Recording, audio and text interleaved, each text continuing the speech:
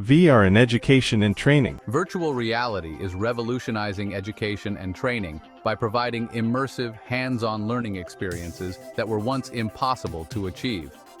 From virtual classrooms to realistic training simulations, VR is transforming how we learn and acquire new skills. This trend is particularly impactful in fields that require practical experience, such as medicine, engineering, and aviation, where traditional training methods can be costly, time-consuming, or even risky. In education, VR is being used to create immersive lessons that engage students in ways that textbooks and lectures cannot. For example, history students can take virtual tours of ancient civilizations, while science students can explore the inner workings of the human body in 3 dimensions.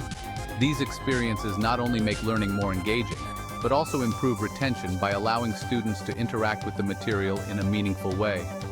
In the corporate world, VR is being leveraged for employee training and development.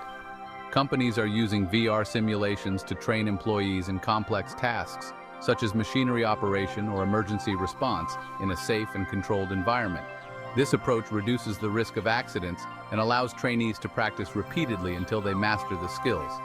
As VR technology becomes more accessible, its use in education and training is expected to grow, making it a key trend in the future of learning.